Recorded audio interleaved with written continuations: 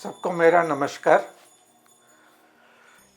आजकल टीकाकरण के ऊपर बहुत चर्चा हो रही है।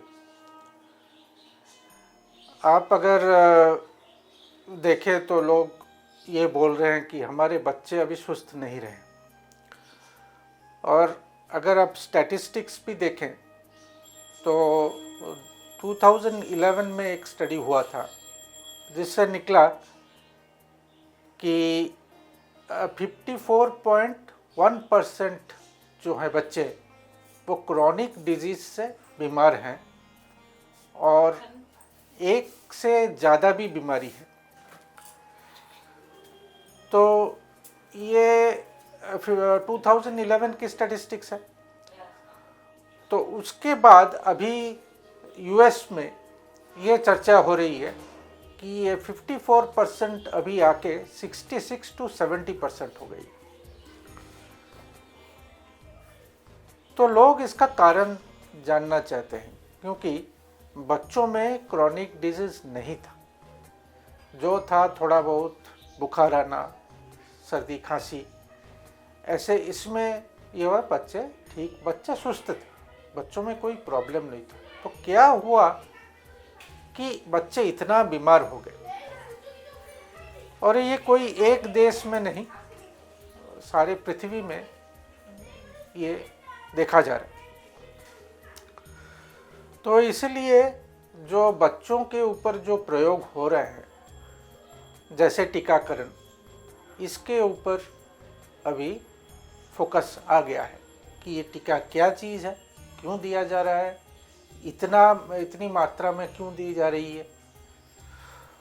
तो जो एक्टिविस्ट है ये बहुत दिन से बोल रहे हैं कि टीकाकरण जो है, बोला जो जा रहा है कि आप ये रोग है, ये टीका है, दे दीजिए और वो रोग नहीं रहेगा। ये जो आर्गुमेंट है इसको बहुत दिन से क्वेश्चन हो रहा है। इसको आपको ये भी जानना चाहिए कि टीकाकरण के जो विरोधी हैं वो शुरू से ही हैं। जब पहले स्मॉल पॉक्स का टीका आया था तो जो उस टाइम के बड़े बड़े डॉक्टर थे, साइंटिस्ट थे, उसको विरोध किए थे, क्योंकि ये टीकाकरण के पहले भी कुछ ऐसे प्रैक्टिस थे जो सिमिलर थे, और उनसे क्या हुआ ना, जो रोग है, जो जिस रोग के लिए दिया गया उसमें बहुत ज़्यादा वो इंक्रीज़ हो गया, उसमें ज़्यादा लोग मरने लगे और बहुत माने एडवर्स इफेक्ट, साइड इफ़ेक्ट बहुत देखा गया। तो जब जेनर ने ये बात कही कि मैं टीकाकरण करना चाहता हूँ तो उनको विरोध हुआ था,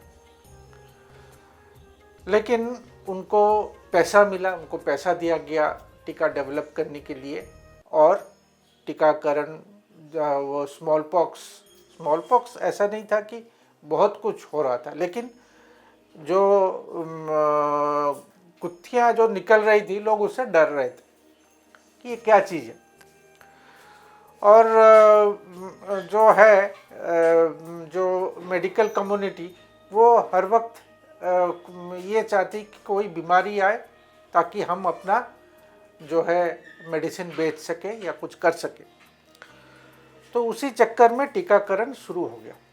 और ये टीकाकरण कैसा था ना, पहले जो स्मॉल पॉक्स से मरे थे उनका जो पॉक्स हुआ था उससे पास निकाल करके इकट्ठा करके गाय को दिया जाता था। गाय के शरीर में बहुत फैल जाता था, फिर उसको लेके घोड़े में दिया जाता था ये विषाक्त पदार्थों को, और फिर घोड़े में जो रह जाता था उसको कलेक्ट करके फिर से बछड़ा को दिया जाता था, उसके बाद टीका निकलता था उससे। तो ये जो प्रोसेस है ये बहुत डेंजरस प्रोसेस है जो एनिमल मैटर को ह्यूमन को ट्रांसफ़र करती है। और ये टीकाकरण में भी देखा गया कि जो बीमारी है बहुत बढ़ गया। सिफिलिटिक पॉक्स जो आप देखते हैं ना, जो स्मॉल पॉक्स का बड़े बड़े दाग हो जाते हैं, आँख नष्ट हो जाता है, वो सिफिलिटिक पॉक्स है। और इस सिफिलिटिक पॉक्स को तब के डॉक्टर मेडिकल साइंटिस्ट ने बताया कि ये स्मॉल पॉक्स वैक्सीन ही उसको लाया है। और क्या हुआ ना, बहुत ज़्यादा लोग मरने लगे। तब हमारी जो ब्रिटिश सरकार वो हर साल एक स्टैटिस्टिक्स भेजते थे इंग्लैंड क्वीन के पास। तो वो स्टैटिस्टिक्स जो उसका नीचे लिखा रहता था कि इतने लोग मरे हैं, और ये भी लिखा रहता था कि ये इसमें से मेजॉरिटी जो है वो वैक्सीनेटेड, उनको टीका दिया गया था, टीका देने के बावजूद लोग मर रहे थे। और ये जो वैक्सीन का प्रोसेस था, जो उसमें गाय और ये यूज़ हो रहा था, घोड़ा यूज़ हो रहा था, ये जब टीका फैला तो जिसको जो मर्जी वो किए। कहीं कुत्ता के ऊपर प्रयोग हो गया, कहीं उसमें गधे, ये सब जो कुछ भी करके वो लोग कर रहे थे। तो जब ये क्या हुआ ना, इतना विरोध हुआ, बहुत सारे देश इसको बंद कर दिए। उसमें से यूके का लाइसेस्टर शहर एक केस स्टडी बन के आया कि जहाँ जहाँ लोग बंद किए वहाँ स्मॉल पॉक्स का केस बहुत ड्रास्टिकली रिड्यूस हो गया, लोग मरना बंद कर दिए। और उन्होंने क्या किए कि जो न्यूट्रिशन को ठीक कर दिए, जो सैनिटेशन हाइजीन को ठीक कर दिए, लोगों का ठीक तरह से ट्रीटमेंट किए। तो जिस जगह ये वैक्सीन नहीं लिए वहाँ प्राय सामान्य ये कंडीशन आ गया। और जब ये बोले कि स्मॉल पॉक्स चला गया है, ये सब जगह से गया। ये जहाँ टीकाकरण कर रहा था वहाँ से भी गया, और जहाँ टीकाकरण नहीं था वहाँ से भी गया। और एक बात है, जो टीके के वायल्स जो थे वो स्टोर करके रखा गया था, और कुछ साल पहले जब उसको एग्जामिन किया गया उसमें कोई भी पॉक्स वायरस नहीं था। ये जो बोलते हैं कि हम वायरस का एक वीकेंड ये देते हैं, उसका एंटीबॉडी क्रिएट होता है, उसका कोई बेसिस ही नहीं रहा। तो ये बैकग्राउंड में स्मॉल पॉक्स के टाइम तो बहुत आंदोलन हुआ था। उसके बाद क्या हुआ ना, और एक वैक्सीन इंट्रोड्यूस किया गया जो कि डीपीटी वैक्सीन। और इस डीपीटी वैक्सीन देने के बाद बहुत सारे एडवर्स इफेक्ट बच्चों में देखा गया, विकलांग हो गए, मरे, बहुत कितने बीमारी आए। तो फिर से एक आंदोलन खड़ा हुआ था, डेवलप्ड कंट्री में हुआ था, और उसको चेंज करना पड़ा। और ये भी टीकाकरण, जब स्मॉल पॉक्स टीकाकरण चल रहा था तो भारत के जो डॉक्टर्स थे वो चाहते नहीं थे कि ये टीकाकरण हो। तो इन्होंने क्या किया, इन्होंने इंडियन पॉलिटिशियन को इन्फॉर्म किया था कि ये स्मॉल पॉक्स वैक्सीन से आप जो देख रहे हैं अभी, ये इसी से हो रहा है। तो महात्मा गांधी ने इसके विरोध में आवाज़ उठाई थी, आपको मालूम होगा। वो बोले थे कि ये एक बर्बर प्रथा है, इसको बंद करना चाहिए। और फिर उस वक्त जो और एक टीका इंट्रोड्यूस किया गया था ट्यूबरकुलोसिस का, बीसीजी टीका, तो सी राजागोपालचारी ने उसको विरोध करके, इन डॉक्टर्स के मुताबिक उनको उसको विरोध करके एक पुस्तिका भी लिखी थी उन्होंने। और उन्होंने कहा था कि इसका एक ट्रायल होना चाहिए कि सचमुच ये क्या टीबी को ये कर रही है। तो ये उनका जो डिमांड, वो यही एक्टिविस्ट डॉक्टर बरकरार रखे। और एक 14 इयर्स का एक ट्रायल हुआ था, उसको बोला जाता है चिंगलेपुट ट्रायल। आंध्र प्रदेश के चिंगलेपुट जगह में वो हुआ था, जहाँ 14 इयर्स तक जिसको टीका दिया गया है उसको, और जिसको टीका नहीं दिया गया उसको ऑब्जर्व किया गया। और ये जो इसके बाद जो स्टैटिस्टिक्स निकला उसमें देखा गया कि जो टीका दिए गए हैं उनमें थोड़ा ज़्यादा ट्यूबरकुलोसिस केस है, और जो टीका नहीं है उसमें कम है। तो ये उनका कंक्लूजन था, ये 0% इफेक्टिव है, इसका कोई भी एफिकेसी नहीं है। लेकिन वो जो फार्मा इंडस्ट्री प्रेशर बना करके कहा कि नहीं, ये एक तरफ का टीका टीबी है, उसको ये प्रोटेक्ट करिए, तो वो चालू रहा। और आज आपको मालूम है कि टीबी कितना भयानक हो गया।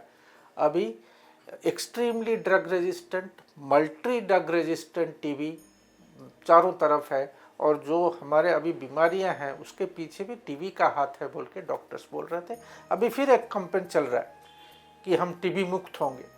तो अगर आपने टीबी का टीका इतना दिन से आप दे रहे हैं, जो इंडिपेंडेंस के टाइम से, तो कुछ नहीं हुआ, तो आप उसको फिर से एग्जामिन कीजिए। और उसको एग्जामिन नहीं करके ये लोग और एक बीसीजी टीका ढूंढने के लिए लग गए हैं, और वो लगभग रेडी है, और फिर से एक टीका आएगा, इसके लिए एक कैंपेन चलाया जा रहा है। तो ये जो टीकाकरण है ये बहुत ही कंट्रोवर्शियल सब्जेक्ट है, जिसमें बहुत बड़े बड़े डॉक्टर्स, साइंटिस्ट अपना मत रख चुके हैं। और फिर हमने देखा कि जैसे ओरल पोलियो वैक्सीन का जो कैंपेन चला, तो उसमें हम लोग देखे कि फिर से ये जो डॉक्टर्स थे, बड़े बड़े डॉक्टर्स, उन्होंने अपनी आवाज़ उठाई।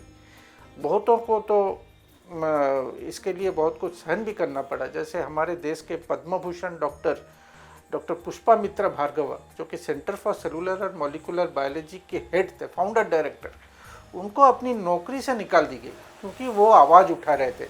और सबसे बड़ी बात है, वो इस टीका जो डेवलप हुआ है वो टीम के साथ वो थे।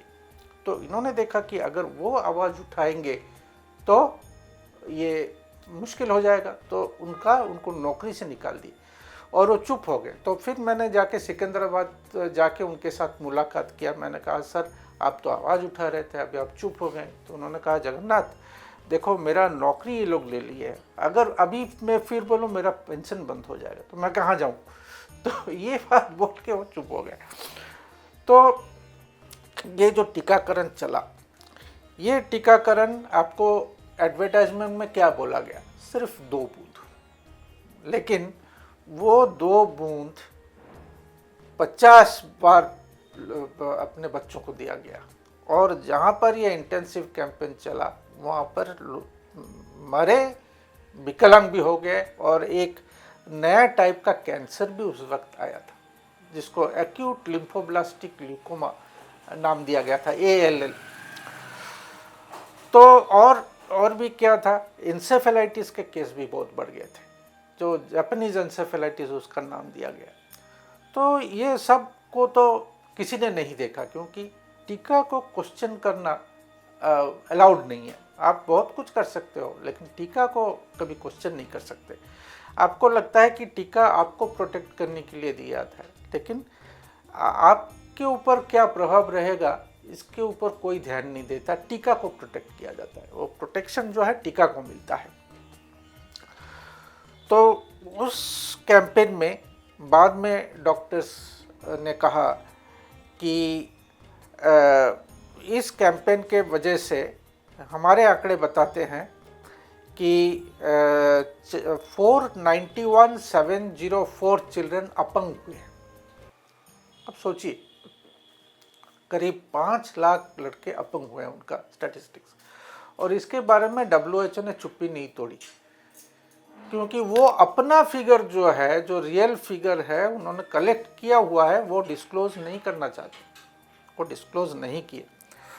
और इसका जो हिस्ट्री खंगाल के एक मेडिकल हिस्टोरियन ने एक किताब लिखी, द डिस्कॉन्टेंट ऑफ पोलियो इराडिकेशन, ऐसा कुछ नाम था।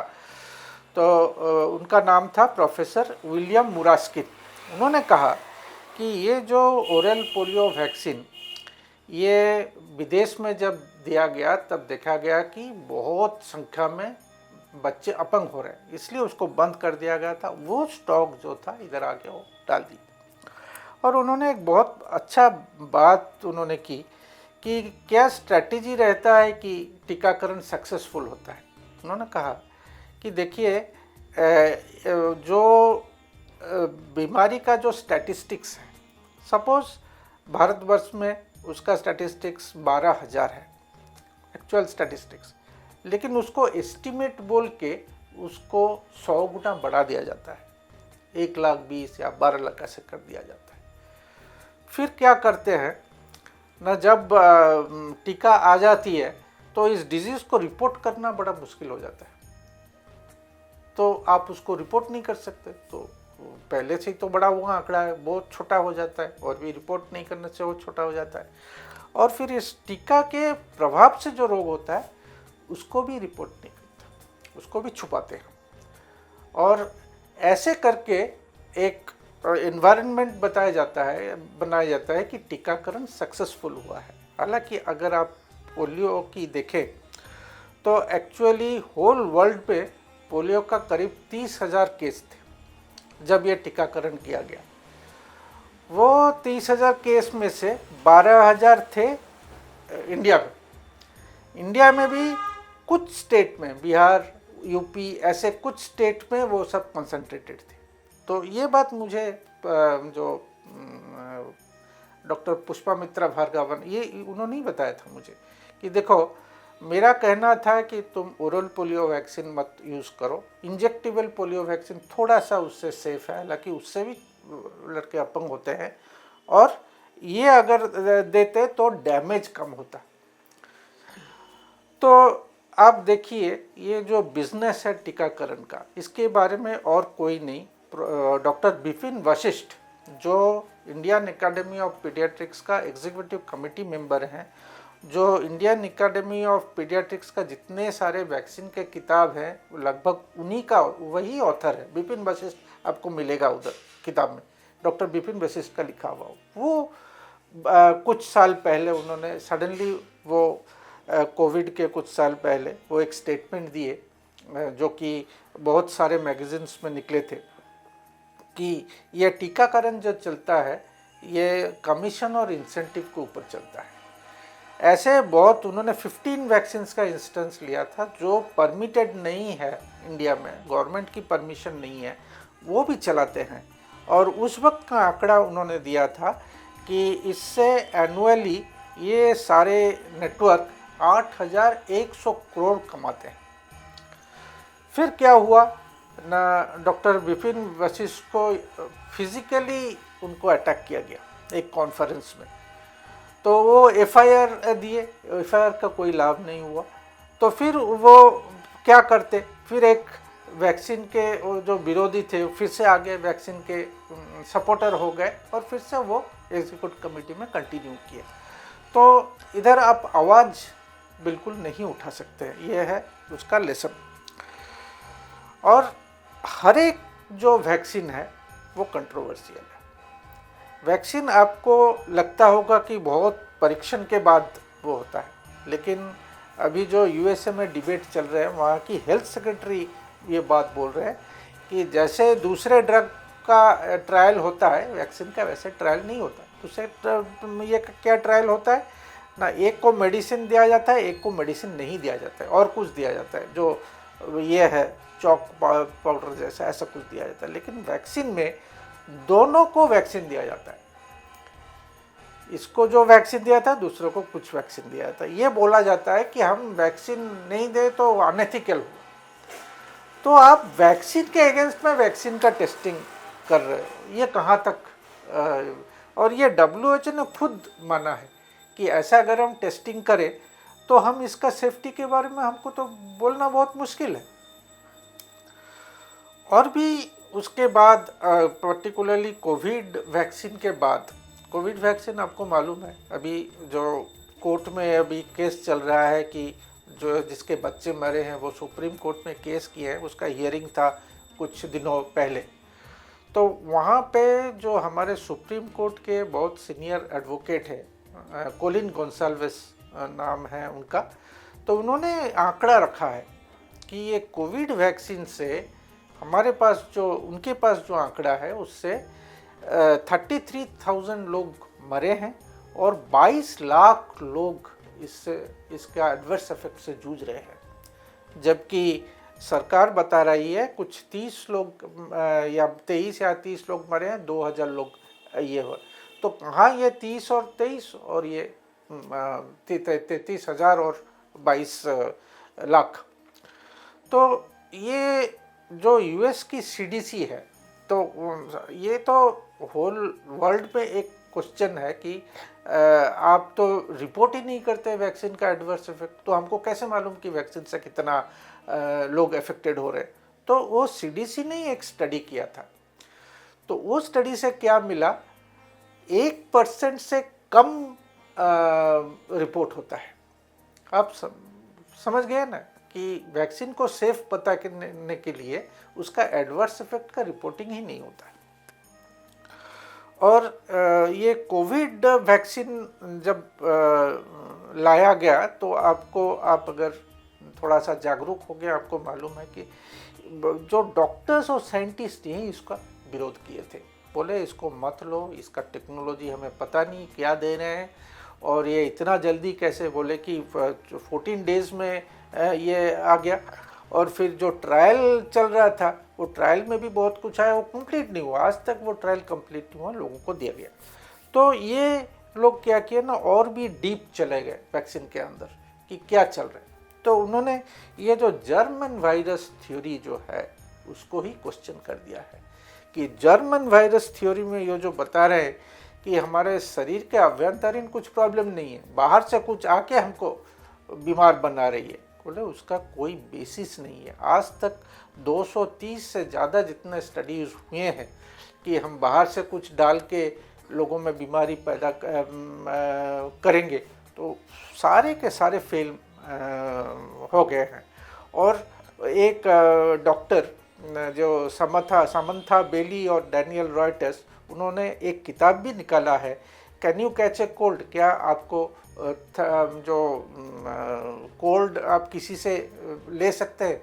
तो उस किताब में उन्होंने ये सारे 230 के 30 या 32 जो स्टडी है उसका समरी दिया है, और भी 1000 रिसर्च पेपर का फाइंडिंग्स उन्होंने दिया है कि आज तक किसी ने कोई वायरस को आइसोलेट करके किसी में डाल के ये नहीं प्रमाण कर सका है कि उससे बीमारी होती है।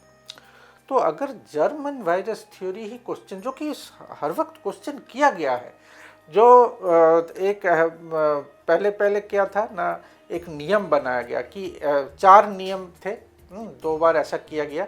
पहले कोच पोस्टुलेट्स बोलते थे, 4 नियम थे। वो 4 नियम कोई भी जर्म या वायरस, ये लोग जो बोलते हैं, किसी ने भी वो उसको फुलफिल नहीं किया।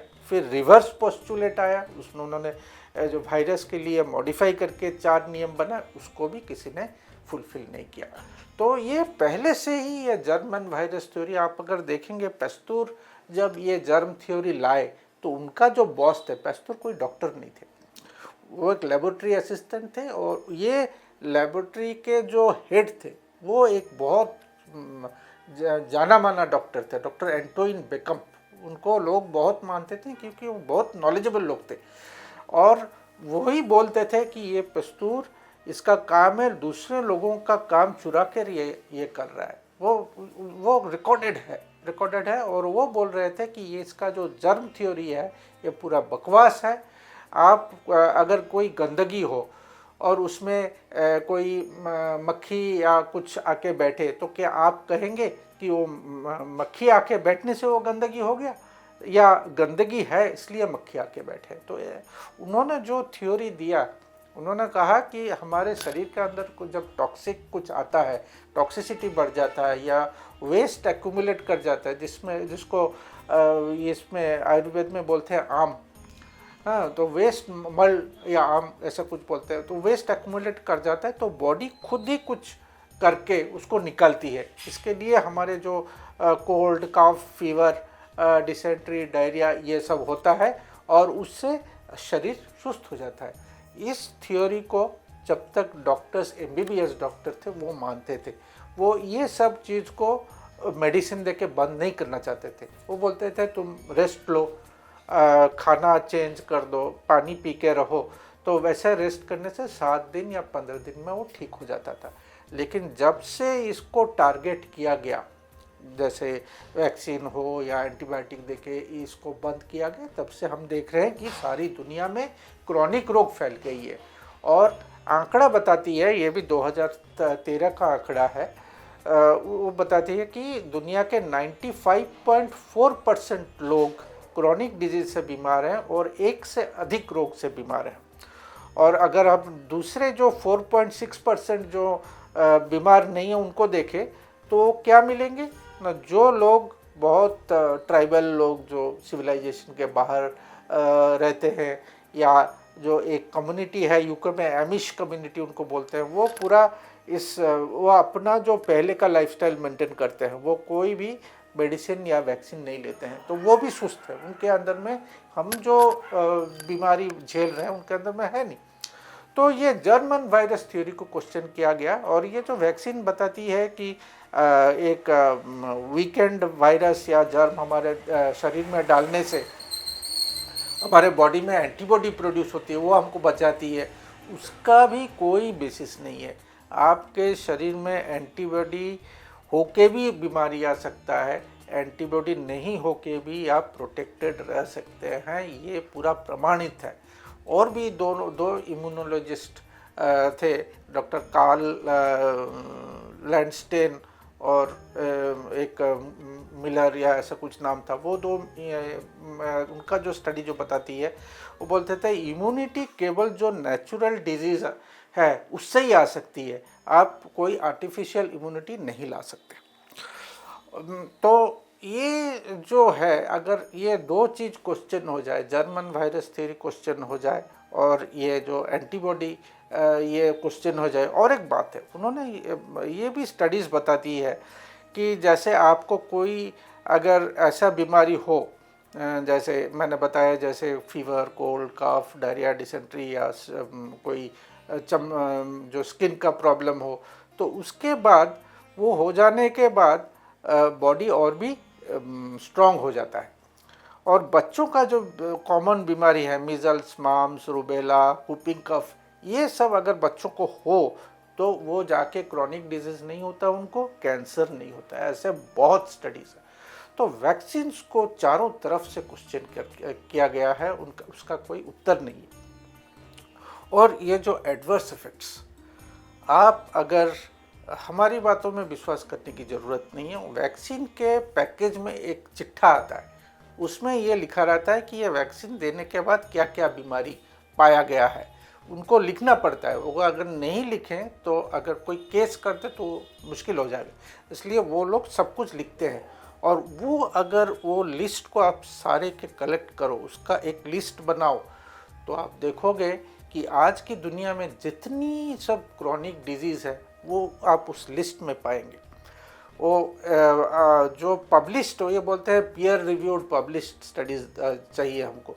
जो पब्लिश स्टडी है, ऐसे एक नहीं, दो नहीं, 100 नहीं, 200 नहीं, 1000 नहीं, 1349 पब्लिश स्टडीज़, पबमेड डेटाबेस जिसको सबसे सटीक माना जाता है, तो पबमेड डेटाबेस के 1349 जो स्टडीज़ हैं वो बताते हैं कि 406 बीमारियों का कनेक्शन है वैक्सीन के साथ।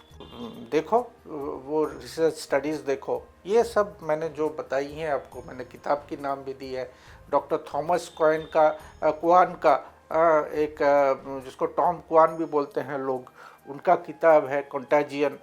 और भी बहुत सारे किताबें हैं इस बारे में, उसको वो मिलते हैं अमेज़न में, आपको मिल जाएंगे, आप किंडल से डाउनलोड कर सकते हो, पेमेंट थोड़ा 400-500 रुपया का किताब है, वो सब पढ़ो आप। जो वैक्सीन का पैकेज इंसर्ट भी आपको मिल जाएगा नेट से, और वैक्सीन का जो इंग्रेडिएंट्स वैक्सीन में क्या होता है ये भी आपको जानना ज़रूरत है। वो CDC के वेबसाइट पे आप अगर वैक्सीन एक्सिपिएंट डेटाबेस मांगेंगे तो PDF फाइल उतर के आएगा, तो वो PDF फाइल भी आप देखो, उसमें क्या क्या सब चीज़ है, ये सब देख के आपको अंदाज़ा हो जाएगा कि क्या चल रहा है। और मैंने जो विपिन वशिष्ठ की बात बताई है वो भी आपको मिल जाएगा। आप आउटलुक में उनका आर्टिकल निकला था, अभी भी नेट में आपको बहुत इजीली मिल जाएगी, वो उन्होंने क्या कहा था। तो जो चीज़ जो है, जिसको जो अथॉरिटीज़ हैं वही उनका विरोध कर रहे हैं, और ये जो कोविड के बाद तो और भी ज़्यादा इनकी संख्या और भी ज़्यादा हो गई है। और अभी एक बीमारी है ऑटिज़म, जिसको ये मानने के लिए बिल्कुल तैयार नहीं थे, तो वही जो CDC है US का, जो सबसे बड़ा मेडिकल ऑर्गेनाइजेशन है US का, वो अभी 19 नवंबर को उन्होंने अपना वेबसाइट में ही ये मान लिया कि हम जो आज तक बोलते आ रहे हैं कि वैक्सीन से ऑटिज़म नहीं हो रहा है, वो गलत है, वो उसके पीछे कोई एविडेंस नहीं है। और भी उन लोग क्या लिखते हैं कि जो स्टडीज़ जो दिखाती है कि वैक्सीन से ऑटिज़म होती है, तो वो भी अगर हम वो उसको हम लोग इग्नोर कर रहे हैं, और जो स्टडीज़ हम दिखा रहे हैं कि वैक्सीन से ऑटिज़म नहीं होती है, वो उसमें भी बहुत सारे गलती हैं। और एक बात वो बोल रहे हैं, हमने सिर्फ 2 ही वैक्सीन को टेस्ट किए हैं और बहुत सारे वैक्सीन दिया जा रहा है, उसके बारे में हम कुछ नहीं बता सकते। तो इतना बड़ा एडमिशन है, जो यूएस के पीक जो है, इतना बड़ा एडमिशन है। उनके आप देखो, उनके हेल्थ सेक्रेटरी जो हैं, जो रॉबर्ट केनेडी जो हैं, वो लेक्चर के ऊपर लेक्चर दिया जा रहे हैं। वहाँ के जो सीडीसी के चीफ है, एफडीए के जो चीफ है, वहाँ के डॉक्टर्स हैं, उनका लेक्चर्स आप देखो, कहीं भी आपको मिल जाएगा, यूट्यूब में मिल जाएगा, एक्स में मिल जाएगा, फेसबुक पे मिल जाएगा। उनकी बातें आप सुनो। और ये जो बड़े बड़े एक्सपर्ट्स, थॉमस क्वेन, सामंथा बेली, ये जो बोल रहे हैं, हाँ, इनकी बातें आप सुनो तो आपको पूरा मामला मिल जाएगा। हमारी बातों के ऊपर आप विश्वास मत कीजिए, अपने आप सब अपना शोध खुद कीजिए और फिर आपका कंक्लूजन में आइए। हमारे बच्चों का जो हाल है अभी, उससे बचाना हमारा कर्तव्य है। जो दे रहे हैं वैक्सीन, उनका नहीं दिखता उनमें कुछ ऐसा कि वो अपना कार्यक्रम बंद करेंगे। वो दिए जा रहे हैं, तो हमारा ही कर्तव्य बनता हमारे बच्चों को प्रोटेक्ट करने के लिए। नमस्ते।